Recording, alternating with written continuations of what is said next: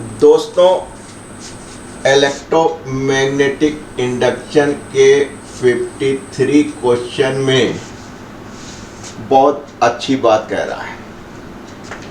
कह रहा है ये आपके पास सर्किट है, यानी दो रेजिस्टेंस लगे हुए हैं, बराबर बराबर है। वो क्या रहा है, ये पूरा सिस्टम जो है वो मैग्नेटिक फील्ड में रखा हुआ है। पूरा सिस्टम आपका एक मैग्नेटिक फील्ड में रखा है। किसी बच्चे का माइक खुला हुआ, उसको बंद कर लीजिए बेटा। अब क्या होगा, मान लीजिए बी थी, ठीक। अगर आप एक कंडक्टिंग रॉड ले लें, एम आई राइट, कंडक्टिंग रॉड ले लें और उसको चला दें, तो उस कंडक्टिंग रॉड में क्या होगा बेटा, एक ईएमएफ पैदा हो जाएगा, इंड्यूस ईएमएफ, आप जानते ही हैं, ईबीएल। और अगर उसमें रेजिस्टेंस होगा तो एक करंट भी बन जाएगी। तो आपने कहा सर एक हमने रॉड ले ली PQ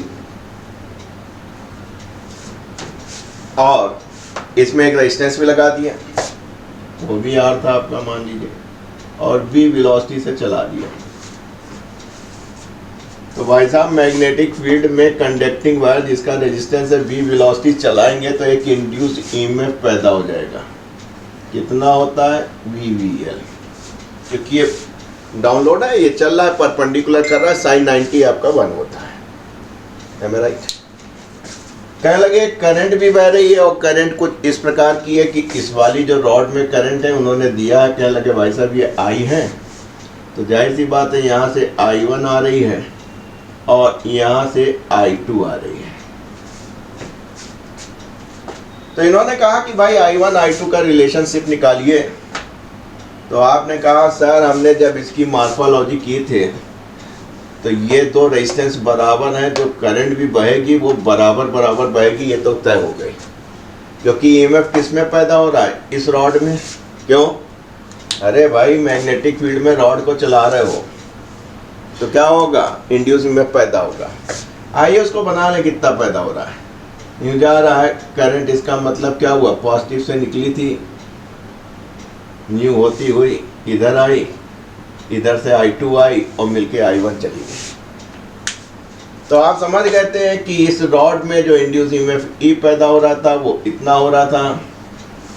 दूसरी बात, इसकी वजह से ये I1 आ रही थी, इधर से गई आपकी I2 आ रही है, और दोनों इस पॉइंट पे, Q पॉइंट पे मिलके I1 आ रही है। साथ में एक बात और देखी भाई साहब, क्या देखिए, इधर भी रेजिस्टेंस आ रहा है, इधर भी रेजिस्टेंस आ रहा है, तो हम कह सकते हैं कि I1 = I2, ये कंपटीशन का है। ये आपके दिमाग में बैठ गया कि भाई साहब रेजिस्टेंस बराबर बराबर है, एक सोर्स है तो बराबर बराबर करंट बांट देगा। हमको इस रिलेशन में I1 I2 को निकालना था। हमने कहा बहुत सिंपल है, क्या करें, किरचॉफ लॉ लगा दीजिए। तो आपने एक मेश ये बना दिया, मेश 1, और एक मेश बना दी मेश 2। मेश 1 में आपने कहा ये हमारी लूप की डायरेक्शन हो गई, मेश 2 में ये आपकी लूप की डायरेक्शन हो गई। याद आ गया सोती सर के 4 नियम, आप मेश 1 में लगा दीजिए। मेश 1 में क्या दिख रहा है बेटा, दो रेजिस्टेंस दिख रहे हैं, एक ही है और एक ही है। करंट आपको दिख रही है, देखिए करंट की डायरेक्शन में, लूप और करंट डायरेक्शन में तो पॉजिटिव होगा, इसमें I1 बह रही है तो आपने कहा I1 × R। इसमें गए तो देखिए लूप की डायरेक्शन और करंट की डायरेक्शन सेम है, तो आपने कहा IR बराबर अब ईएमएफ में सोती सर ने क्या बताया कि अगर लूप निगेटिव से पॉजिटिव आ रही है तो आपका क्या होगा, पॉजिटिव होगा। और ये बराबर आपने निकाल ही लिया था कि जो इंड्यूस ईएमएफ हो रहा है बी मैग्नेटिक फील्ड है, जिसको दिखाने से फिगर में थोड़ी सी गंदगी फैल गई है, लेकिन आप समझ रहे हैं इसलिए कोई दिक्कत नहीं। मेष 2 में लगा लीजिए कि चापला याद आ गया, ऐसी बात है आपको। सोती सर के 4 नियम। इसमें क्या दिख रहा है बेटा, 2 रेजिस्टेंस दिख रहे हैं, लूप दिख रही, देखिए लूप की डायरेक्शन और करंट की डायरेक्शन दोनों सेम है इसलिए पॉजिटिव होगा, I2R हो गया। लूप देखिए नीचे से ऊपर जा रही, करंट भी ऊपर जा रही है, सेम है तो पॉजिटिव होगा। लूप देखिए सोर्स क्या है, निगेटिव से पॉजिटिव की तरफ है तो पॉजिटिव होगा। तो आप कह सकते हैं जो इक्वेशन 3 है और इक्वेशन 4 है वो ये बन गई। जोड़ लीजिए इसको, जैसे इसको आप जोड़ेंगे तो I1 plus I2 is equal to R आ गया बेटा, कॉमन ले लिया R को, 2IR 2 BBL, am I right?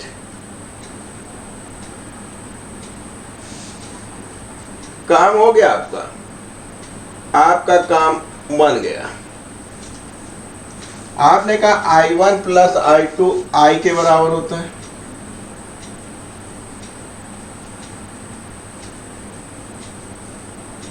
इसलिए ये 3 हो गया। ये आप कह सकते हैं कि I is equal to 2BBL upon 3R। आपको रिलेशनशिप में इक्वेशन दी गई थी जो कि आपको I1 और I2 में बताना था। तो आपने कहा सर क्योंकि रेजिस्टेंस बराबर है इसलिए I1 और I2 बराबर है, इसको हम यूज कर सकते हैं इसमें। तो हम कह सकते हैं कि सर I1 और I2 की जगह हम I1 रख सकते हैं, यह बराबर I के होता है और I अभी अभी निकाला है 2BBL अपॉन 3R। तो ये हो गया 2I1, दिख रहा है, कट तो नहीं रहा, नहीं, 2BBL अपॉन 3R काट लीजिए। तो आपको मिल गया बेटा, जगह कम है इसलिए इसको मैं मिटा रहा हूं और बड़े आराम से कह सकता हूं I1 is equal to BBL upon 3R। और आपको मालूम है कि जो अभी मिटाया था वो क्या था, I1 बराबर R2। तो आप कह सकते हैं जो आपकी फाइनल इक्वेशन बनी, ऑप्शन जो सही हुआ I1 बराबर I2 BBL अपॉन 3R। तो ये वाली इक्वेशन आपको टिक करानी थी।